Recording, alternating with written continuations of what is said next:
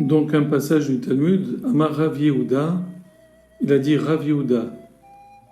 Amar Rav, il a dit Rav. Donc au nom de Rav. Besha'a, au moment. Chez Bikesh, où il a voulu. Salomon.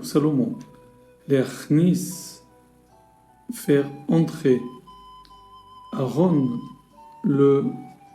l'armoire qui contenait les tables de la loi. L'Amigdash, dans le Saint des Saints. Là-bas, il y avait des portes, et le Talmud nous raconte d'Avkou, elles se sont collées littéralement, chez Harim les portes, Zélazé l'une l'autre, donc elles refusaient, on va dire, de s'ouvrir devant le roi Salomon.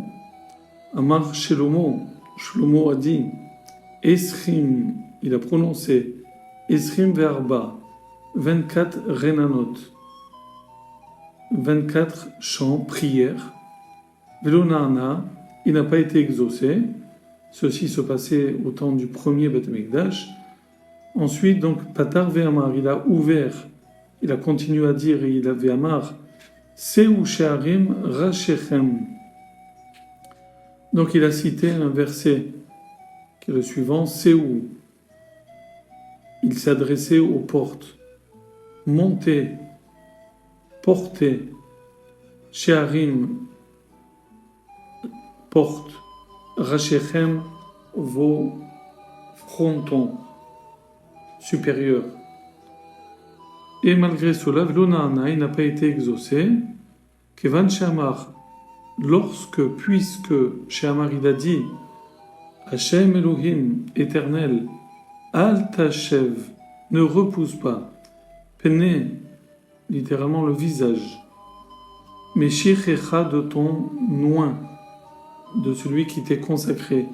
Il parlait donc de lui-même. Ne repousse pas mes paroles, ma prière. Al Tashev Pene Meshichecha.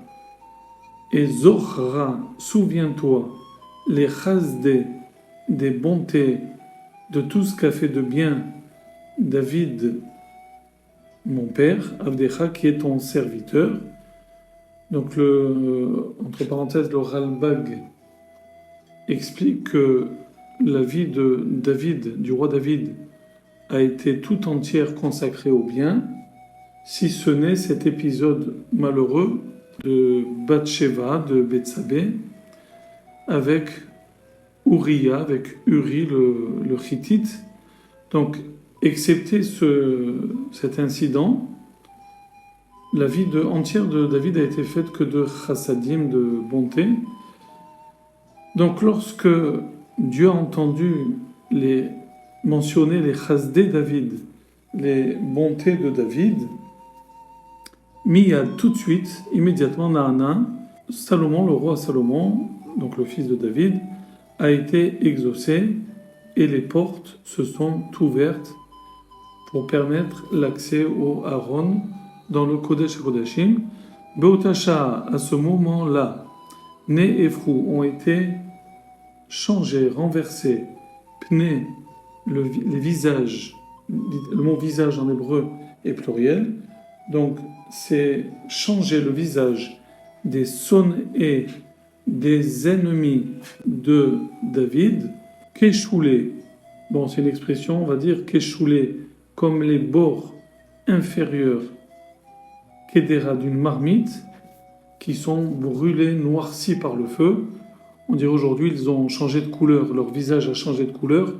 C'est-à-dire qu'ils étaient honteux lorsqu'ils ont vu que le mérite du roi David avait toujours une efficacité réelle. Veyad'ou, le Talmud termine, il dit comme ça, Veyad'ou, ils ont tous reconnu, ils ont tous su, Akol, tous, Shemachal lo, que lui a pardonné, Akadosh Baruch Hu, que Dieu lui a pardonné, Al Oto Avon, sur cette faute-là.